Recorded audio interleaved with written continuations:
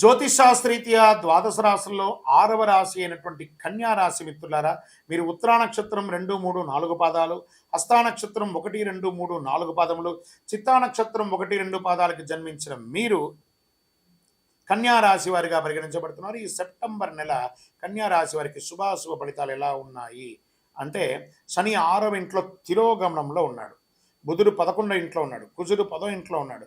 ద్వితీయ స్థానాధిపతి అయినటువంటి శుక్రుడు సెప్టెంబర్ 18 తులారాశిలో మీరు 2వ ఇంట్లో ప్రవేశిస్తాడు. 12వ ఇంట్లో సూర్యుడు ఉన్నాడు. ధన ప్రవాహం గణనీయంగా పెరుగుతుందండి. ఆరోగ్యం, ఆదాయం సవ్యంగా సాగిపోతుంది. ఆర్థిక పరిస్థితి చాలా వరకు మెరుగుపడుతుంది. ఆర్థికంగా ఏ ప్రయత్నం తలపెట్టినా అది తప్పకుండా మీకు ఉపయోగపడుతుంది. నిరుద్యోగులకి మంచి ఆఫర్ లెటర్స్ వస్తున్నాయి. Get ready. మీ బ్యాగులు సర్దుకోండి. విదేశాలకు కానీ, లేదా బయట ఊర్లకు కానీ, లేదా ఉన్న ఊర్లో కానీ, లేదా వర్క్ ఫ్రమ్ హోమ్ కానీ ఉద్యోగం ఖచ్చితంగా వస్తుంది స్త్రీ పురుషులకి. ఇది 100%. ఎవరిని గుడ్డిగా నమ్మకండి, అడ్డదారులు తొక్కకండి, అసాంఘికమైనటువంటి కార్యక్రమాలకి అవకాశాలు ఇవ్వకండి. వృత్తి ఉద్యోగుల అధికారులు ఉన్న ఉద్యోగం చేస్తుండే పై అధికారుల నుంచి ప్రశంసలు పొందుతారు. కొత్త బాధ్యతలు స్వీకరిస్తారు. సామాజికంగా, రాజకీయంగా ఉన్న వాళ్ళకి మంచి పేరు వస్తుంది. గౌరవ మర్యాదలు పెరుగుతుంది. వ్యాపారాలకి బాగా కలిసి వస్తుంది. పార్ట్నర్షిప్ వ్యాపారం కానీ చాలా కలిసి వస్తుంది. ప్రత్యేకమైనటువంటి వ్యాపారంలో ఫుడ్ బాగా గుర్తుపెట్టుకోండి, ధాన్యాలు, తర్వాత ఈ యొక్క building construction materials, medical related బిజినెస్లు చాలా యోగంగా ఉంది. వస్త్రములు చాలా బాగున్నాయని కూడా చెప్పింది. మాస చివరి భాగంలో తల్లిదండ్రులకు సంబంధించిన వారిలో కొంత ఇబ్బంది కలిగేటువంటి వారి యొక్క ఆరోగ్యం పట్ల శ్రద్ధ వహించండి. ఆధునిక విద్యుత్, ఎలక్ట్రానిక్స్ అవన్నీ కూడా కొనే అవకాశాలు ఉంటుంది. వివాహ ప్రయత్నం చేసే వారికి వివాహానికి గట్టడి, మీ పెళ్లి బాజాలు మోగబోతున్నాయి. మీ ఇంట్లో సంతోషంగా ఉండండి. విడిపోయిన భార్యాభర్తలు మళ్ళీ కలుస్తారు. కొందరికి సంతాన యోగం కలుగుతుంది. బంధుమిత్రుల యొక్క రాక మీకు ఆనందాన్ని కలిగిస్తుంది. డ్రైవింగ్లో చిన్నపాటి ప్రమాదాలు జరిగే ఉన్నాయి. అంతా మనం బాగా జరిగినప్పుడు ఏం చేస్తామంటే ఇంకా విచ్చలవిడిగా ఉంటాం. డ్రైవింగ్లో ఇలా తల ఉంచుకొనే పోతాం. తల దించేసి తల ఎత్తుకొని నడపండి, మీకు ఏ విధమైనటువంటి ఇబ్బంది రాదు. వాహనం నడిపేటప్పుడు ఫోన్ వదిలేసేయండి. ఆఫీస్లో రహస్య శత్రువులు వచ్చే అవకాశాలు ఉన్నాయి, జాగ్రత్త. సహ ఉద్యోగుల నుంచి తగినంత సహకారం ఆశించకపోవచ్చు ఒక్కొక్కసారి. వ్యాపారంలో మిశ్రమ ఫలితాన్ని పొందుతారు. కుటుంబం నిర్వర్తించే వాటిలో కొన్ని చిన్న చిన్న ఖర్చులు ఉంటాయి. మీ ఇంటిని వాస్తు సరిదిద్దే విధంగా కన్స్ట్రక్షన్ చేసే అవకాశాలు ఉన్నాయి. షేర్ మార్కెట్ బాగా ఉందని చెప్పచ్చు. మీడియా రంగం వారికి, ఐటీ రంగం వారికి చాలా అద్భుతం అని చెప్పచ్చు. అదృష్ట రోజులు సెప్టెంబర్ 2వ తారీఖున, 5వ తారీఖున, 8, 11, 15 ఈ రోజునంతా కూడా బాగుంటుంది. చంద్రాష్టమం సెప్టెంబర్ 29, 2024, 29 కాదు 29వ నెల 2024 5 గంటల 15 నిమిషాల నుండి 22/9/2024 6 గంటల 9 నిమిషాల ఉదయం వరకు చంద్రాష్టమం ఉంటుంది. కాబట్టి ఈ యొక్క 25 గంటలు చాలా జాగ్రత్తగా ఉండాలి. వాహనం నడిపేటప్పుడు, ఎవరితోనో మాట్లాడేటప్పుడు, సంతకాలు పెట్టేటప్పుడు చాలా జాగ్రత్తగా ఉండాలి. పరిహారం ప్రదోషం అంటే ఆ ప్రదోషం రోజు ప్రతి నెల వస్తుంది. ప్రదోషం శివుడికి సాయంత్రకాలంలో అభిషేకం చేయండి. తెల్లని పుష్పంతో అర్చన చేయండి. 12 ప్రదక్షిణాలు చేయండి. చాలా అద్భుతమైనటువంటి ఫలితాన్ని మీరు పొందుతారు. మీ వయస్సు ఎంత ఉందో అన్ని సంఖ్యతో ఒక సోమవారం నాడు దీపం వెలిగించండి. ఇంకను అన్ని దోషాలు తొలగడానికి మీ యొక్క ఇంటి ఇలవేల్పు కులదైవ ప్రార్థన చేయండి. మీ సంపూర్ణ జాతకం తెలుసుకోవాలనుకుంటున్నారా? మీ పరిసర ప్రాంతాల్లో ఉన్నటువంటి జ్యోతిష్ శాస్త్ర నిపుణులను సంప్రదించండి. లేదా మా ద్వారా తెలుసుకోవాలనుకున్నారు ఈ కింది నంబర్కి మీ పేరు, date of birth, time of birth, place of birth WhatsApp చేయండి. కాల్ చేయకండి, మేము మీకు రిప్లై ఇస్తాం.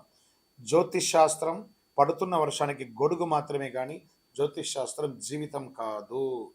మీరు మిమ్మల్ని నమ్మండి, దైవ ప్రార్థన చేయండి, కరుంగాలి మాల ధరించండి.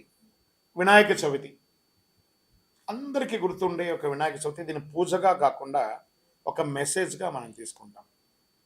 మన యొక్క భూగర్భ జలాలన్నీ కూడా తగ్గిపోతున్నాయి కాబట్టి మీ ఇంట్లో మీ పిల్లలకి రెడీమేడ్ విగ్రహాలు ఇచ్చే బదులు మట్టిని తీసుకొచ్చి మీరు ఈసారి మీరు వినాయకులు తయారు చేయండి. మీరు చేస్తున్న వినాయకుడికి పూజ చేద్దాం ఒక టాస్క్ ఇవ్వండి. చాలా అద్భుతంగా ఉంటుంది. వాటిని పూజించండి. ఆ యొక్క వినాయకుల్లో కాస్త తులసి విత్తనాలు లేదా టమోటా విత్తనాలు, కొన్ని కూరగాయల విత్తనాలని ఆ పిల్లలకి ఇచ్చి ఆ మట్టిలో కలిపి ఆ విగ్రహాన్ని తయారు చేయమనండి. దాన్ని పూజించిన తర్వాత వాళ్ళ చేతనే నిమజ్జనం చేయించండి. ఒక బేసన్లో నీళ్ళు పోసి మీ ఇంట్లోనే ఒక తొట్టిలో వేయండి. ఆ చెట్టు వస్తుంటే ఆ పిల్లలు ఆనందపడతారు. నేను క్లే గణేష చేస్తే మా ఇంట్లో చెట్టు వచ్చింది. దానివల్ల ప్రకృతి బాగుంటుంది. ఆక్సిజన్ పెరుగుతుంది. అన్ని రకాలుగా ఉంటుంది. ఇక మండపాల్లో వినాయకులు పెట్టుకునే వాళ్ళు దయచేసి ఈ ప్లాస్టర్ ఆఫ్ ప్యారిస్‌తో కూడినటువంటి వినాయకుడిని దయచేసి పెట్టకండి. క్లే గణేష్ అని పెట్టండి.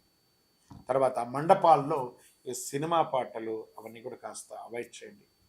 మనం భక్తిగా ఉండగలము అని అంటేనే ఆ యొక్క మండపాల్లో పూజించను గానీ, వేరే వేరే వ్యవహారాలతో మండపాల్లో ఉండకండి. ఎందుకంటే ఆ మండపం అంటే సాక్షాత్ ఒక గర్భాలయం లాంటిది అది.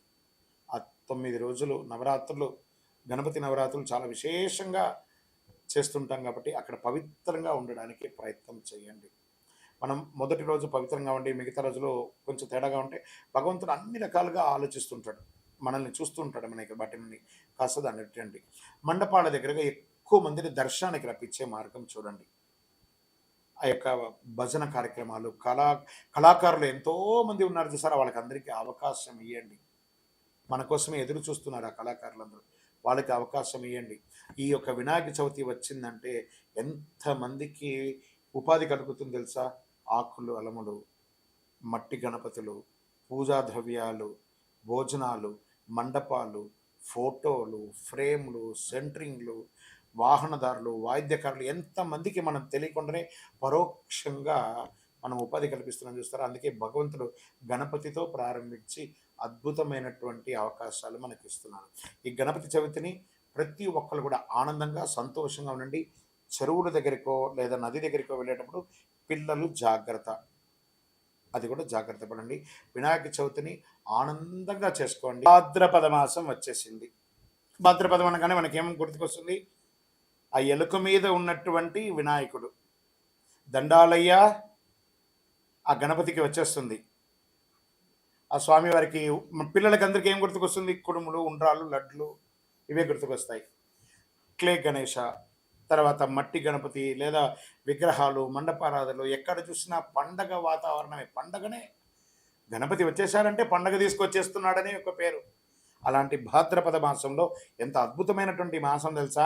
ఈ భాద్రపద మాసం రాని అసలు భాద్రపదం అనగానే అందరికీ గుర్తుకొచ్చేది వరాహ జయంతి, వామన జయంతి, ఋషి పంచమి, ఉండ్రాళ్ళ తద్దే, పితృదేవతలకి ఉత్తమాగతులు కల్పించే పితృపక్షాలు ఇవన్నీ కూడా గుర్తుకొస్తాయి.